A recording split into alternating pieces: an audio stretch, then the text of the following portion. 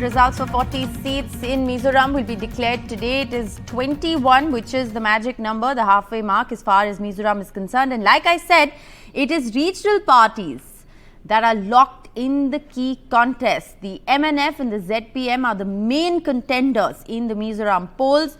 So can the ZPM unseat Chief Minister Zoramthanga? That is really the big question. Now remember, as far as the Mizoram elections are concerned, the Manipur conflict is something that has been a key factor in this election, including the influx of refugees given the ethnic crisis in Manipur.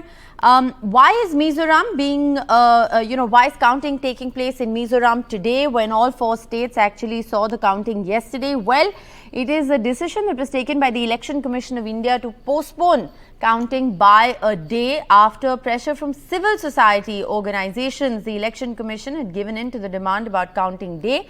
What really transpired? Why is Mizoram counting today? And what can we expect to see happen in the next couple of hours? NDTV's Ratnadip Choudhury, who's been tracking the pulse of the Mizoram election, is joining us this morning. Good morning, Ratnadip.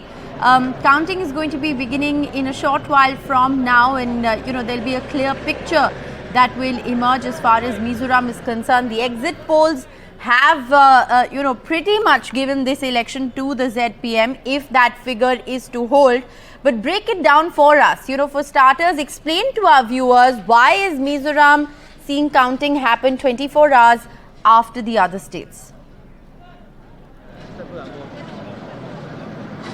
A very good morning to all our viewers. We are coming to you from Mizoram's capital Aizawl, and behind me you can see the poll counting officials entering one of the counting centers. Now Mizoram, remember, has a 40-member assembly for which single phase polls took place on November 7, where more than 80% turnout was registered, and those EVMs have been now brought to the counting centers. This is one of the 40 counting halls. There are in total 13 counting centers in 11 districts of Mizoram. You can see these counting officials, the counting agents of different political parties now lining up to enter the counting centers. This is the counting center at the Assembly Annex building. Now the counting process will start from 8 a.m. and even as 5 states went to poll in Mizoram, the counting is taking place today, a day after counting has taken place in all other 4 states which went to poll.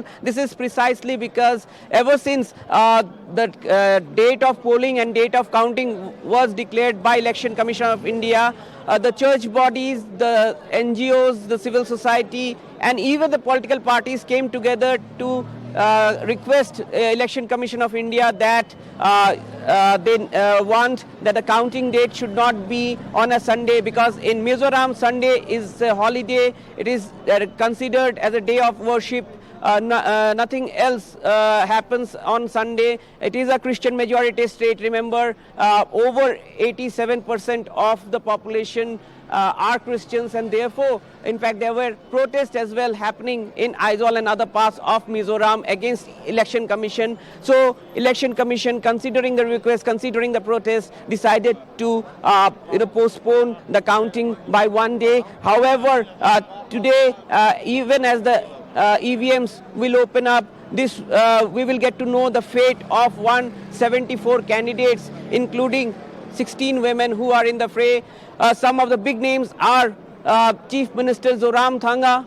He has been 3-time Chief Minister of Mizoram. He would be eyeing a 4th term, but perhaps in his political career, he has faced a very tough election this time, because till the last election in 2018, when Zoramthanga and his party, the Mizo National Front, came back to power, Mizoram has always seen direct fight between the Grand Old Party, the Congress, and the Mizo National Front. But in the last election, we saw the emergence of ZPM, although they were not a recognized party at that point of time, so that candidates had fought as independent. But in the last election in 2018, after 10 years of a Congress rule, the MNF came back to power with a comprehensive victory. And if you look at the political history, if you look at the electoral history of Mizoram, power changes every 10 years.